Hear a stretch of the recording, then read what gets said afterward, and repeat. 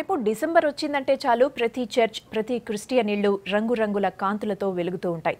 Star Christmas tree లేకుండా a Christian ఇల్లు కనిపించదు.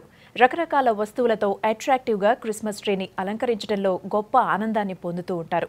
ఇంతకీ క్రిస్మస్ ట్రీ ప్రాముఖ్యత ఏంటి? Let's watch.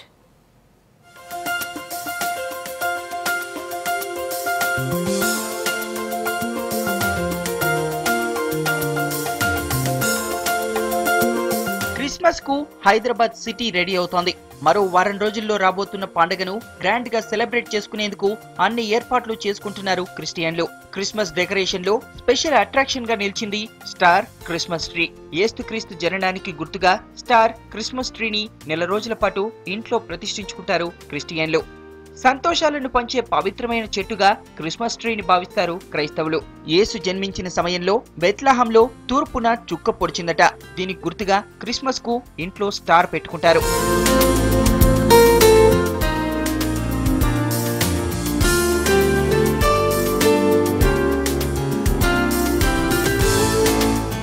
ఒకప్పుడు సరుగుడు చెట్టు తెచ్చి దాన్నే క్రిస్మస్ ట్రీలా అలంకరించేవారు.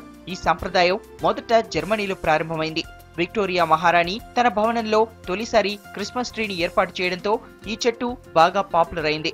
సంస్కరణల పితామహుడు మార్టిన్ లూథర్ కింగ్ సీనియర్ కాలం నుంచి క్రిస్మస్ ట్రీని పళ్ళు, దీపాలతో అలంకరించడం మొదలుపెట్టారు.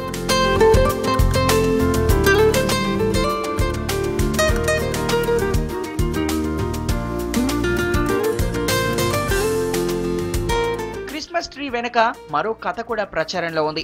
1781లో కెనడాకు చెందిన ఫెడరిక్ అడాల్ఫ్ రెడ్జిల్ అనే సైనికాధికారి తమ సైన్యంలో ఉన్న వారికి క్రిస్మస్ విందును ఏర్పాటు చేశారు.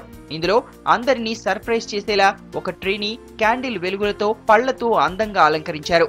ఇదే ఆనవాయితీ కెనడా నుంచి జర్మనీకి, అక్కడి నుంచి ప్రపంచ దేశాలకు పాకినట్టు తెలుస్తోంది.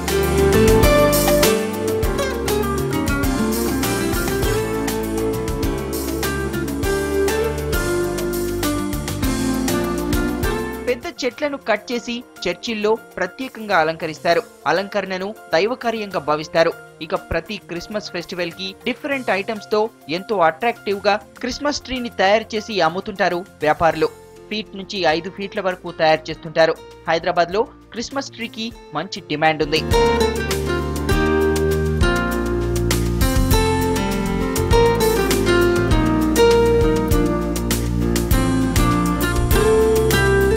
క్రిస్మస్ ట్రీని సుఖ సంతోషాలకు ప్రతీకగా భావిస్తారు క్రిస్టియన్లు.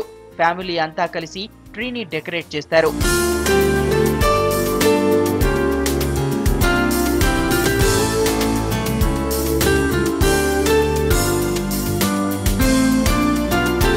పచ్చదనంతో పాటు సంతోషాలకు ప్రతీకగా నిలిచే క్రిస్మస్ ట్రీతో లోక రక్షకుడికి ఆహ్వానం పలికేందుకు ఉత్సాహంగా ఎదురు చూస్తున్నారు క్రిస్టియన్లు.